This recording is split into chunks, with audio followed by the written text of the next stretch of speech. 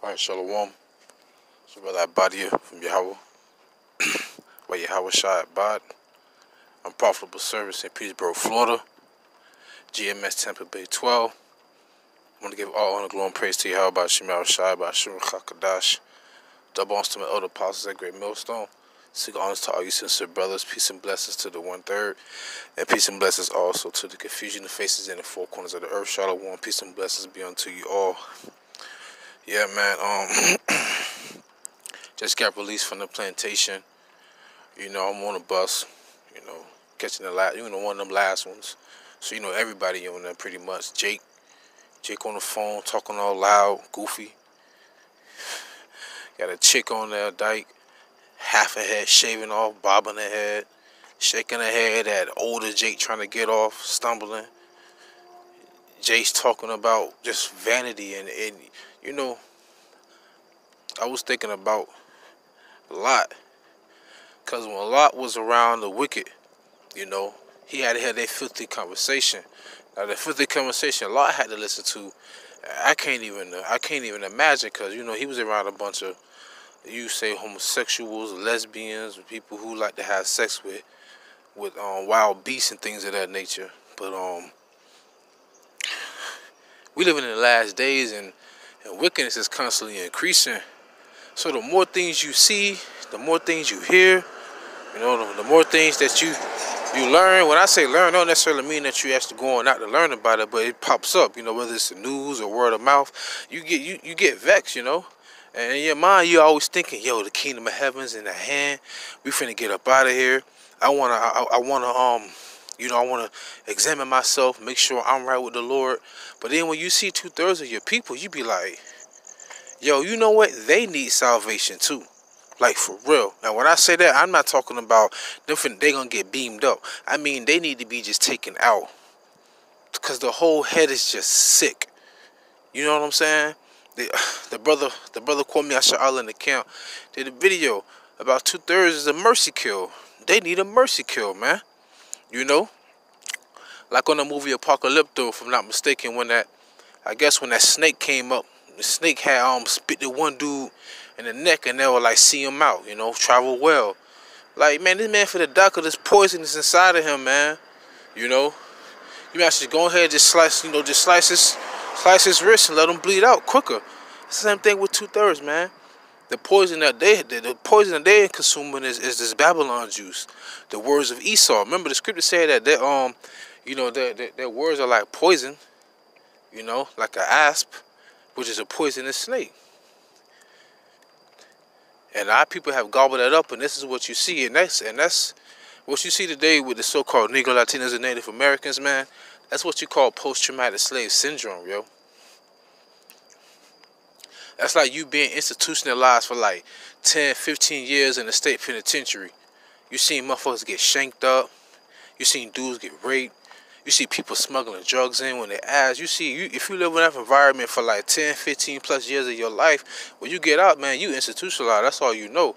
That same thing over here, man, like 4, 5, 600 years of straight, like, torture, mentally, physically, spiritually, emotionally. I mean, here it is for generation to generation. You getting your ass handed to you. Centuries. And then after the so-called they abolish slavery, all right, then boom, we just gonna put y'all out here in the world with us. Hell, you got a 500 or 600 year head start, nigga, like a sprint. Come on. You got a fucking handicap over us. But then you see the result of our people today, and that result of that is some hardcore bondage, man. So really, man, they really do need a mercy kill. Alright? Especially bugging out. Praising this nigga Nipsey Hussle like he's a fucking god. You know? Women walking around with all these different colors in their hair, like they walk around looking like a rainbow. Young boys, like I say, shaving off half their hair. Everybody want to be a pawn. You know what I mean? Like a football player, basketball player. Everybody just want to just smoke weed, smoke Black and Milds, cigarettes, get twisted, drunk. Yo, that's not living, bro. Monday through Friday, you bust your ass. Alright? To do what? To keep your lights on, pay for water, pay for food. Oh, you need medicine too? Don't forget about that. Or you got to put gas in your car. Oh, damn, okay, now your baby girl got a piano recital. Now she needs you to buy this and buy that. School supplies, taxes. Got to pay taxes. Got to have money saved up in case you need money for a car, you know, your car break down or whatever, insurance. Man, this is slavery. Then you have people that have the audacity to be proud. This all vexation and vanity.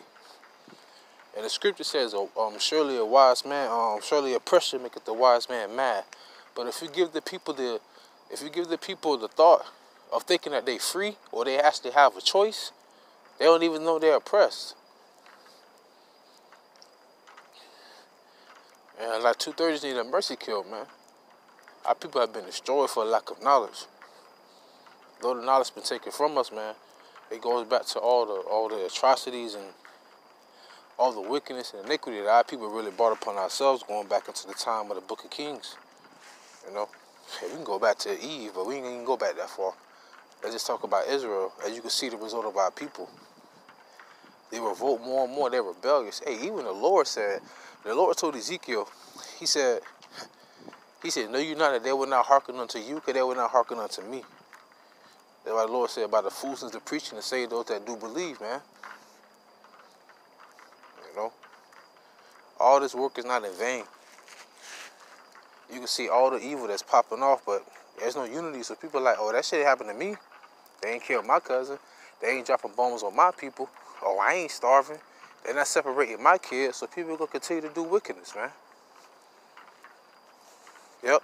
The scripture says, though there be not a speedy judgment, roughly paraphrasing, it's still in the hearts of men to continue to be wicked, to do evil.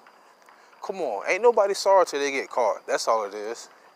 Nigga, you been out here boosting, nigga. You been out here robbing people for 10 years. All of a sudden, you get caught. You go to the judge. You like, man, you know, I'm sorry. It's all I ever known. Man, fuck all that. You wasn't sorry when you was out there grinding, nigga. Now you at the judgment seat. Same thing with the Lord. Doing all this wickedness. And then when that judgment comes, you sorry. It's too late now. It's too late. Same thing with that nigga. What's that nigga name? Bobby Smurder. Hot nigga.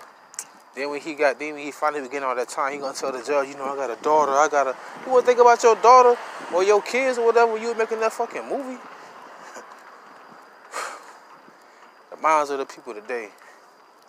When it all boils down, I just pray that me and other like-minded brethren like me and sisters who feel YAHAWASHI get salvation and have a seat on one of them chariots.